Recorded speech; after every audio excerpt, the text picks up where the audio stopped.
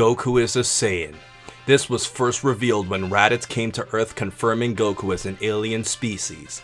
But if you analyze and trace through the history of Dragon Ball, were there any clues about Goku's actual origins? Well, to answer your question, alrighty guys, it is Qaaman here today bringing you another episode of Dragon Ball history. And this time we will look at everything that led up to Goku's revelation as a Saiyan. So without wasting any more time, let's get straight into this video. First things first, we have to analyze Dragon Ball from an outside perspective. The story of Dragon Ball bases its roots from the Chinese novel Journey to the West, depicting the life of Sun Wukong, the Monkey King. Wukong was an immortal monkey demon born from stone who was a transcendent martial artist. One key detail that you should know for this video was that Sun Wukong actually had the ability to transform into different animals, just like Goku had the ability to transform into Ozaru as we see throughout the series.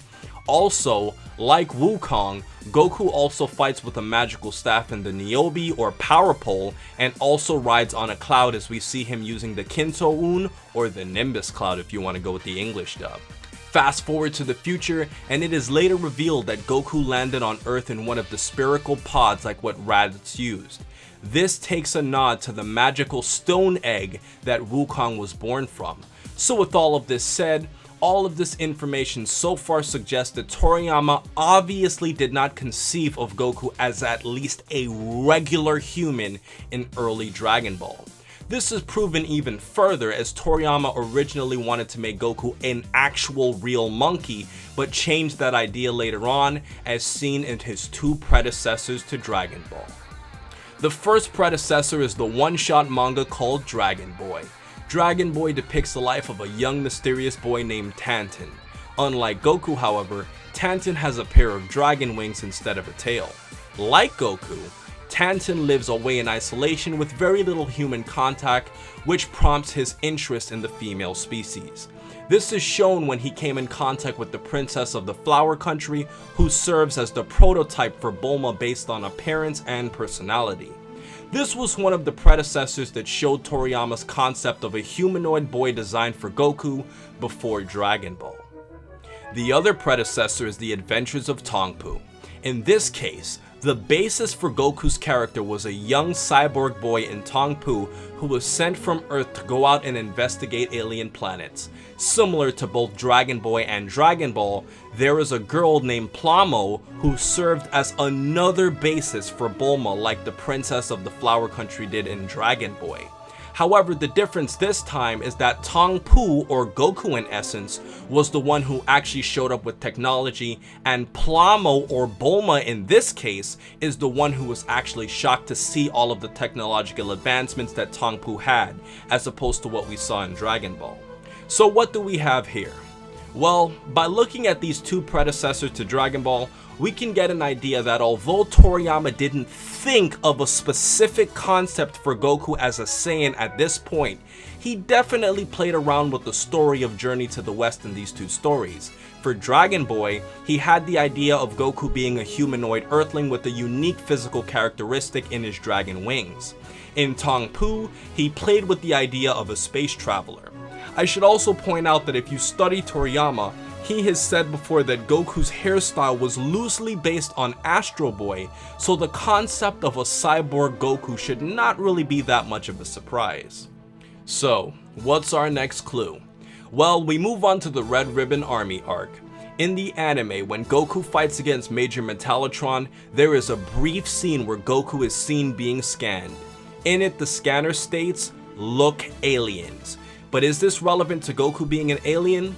Well, the thing that you gotta know is that episode 36, where we see Goku fighting against Major Metallotron, that aired on October 29th of 1986. This is around the same time where the manga chapter was on chapter 98, and that was published on October 28th.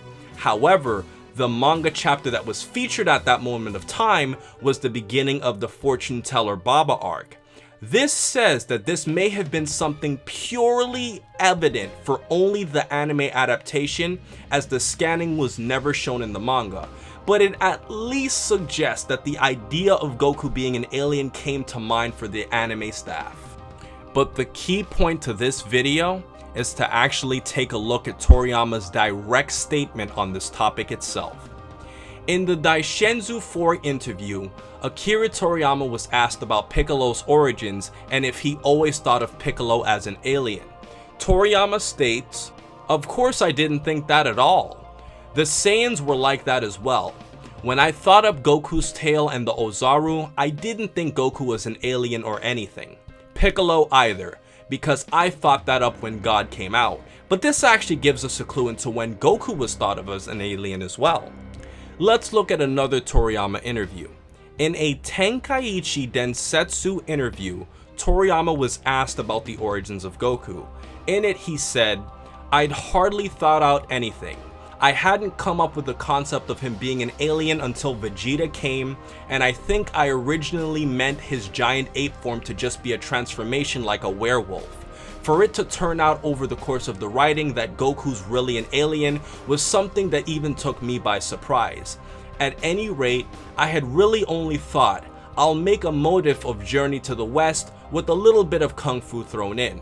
I was prepared to end it after 10 weeks if it wasn't a hit," which Dragon Ball ultimately became a hit. Since Raditz showed up in volume 17 confirming Goku as an alien, it makes a lot of sense that around the time of King Piccolo to Piccolo Jr., that Toriyama really started conceptualizing Goku as an alien, since Goku became an alien not that far later in the Dragon Ball series. But remember, the key point to all of this is that Toriyama originally planned to end Dragon Ball after 10 weeks if it wasn't a hit, and all of what I stated today is based on the completed story, not as Toriyama was creating the story piece by piece. So guys, that has been my video for today. Overall, one thing is sure. Toriyama did not confirm Goku as an alien until volume 17 of Dragon Ball when Raditz showed up. However, when you look at the predecessors of Dragon Ball and when you look at Journey to the West, we can safely say that Toriyama definitely fiddled around with the idea of Goku's origins as a mysterious humanoid until Raditz ultimately confirmed his ancestry. If you want to find out more about Dragon Boy and the adventures of Tongpoo, check out these two links here from Geekdom 101, where he actually breaks down these two predecessors more in depth for the actual story concepts. So with everything else said, please remember to rate, comment, and subscribe. And remember, as I always say, to have a great day, guys. And for our hashtag of the day, I have hashtag the alien monkey.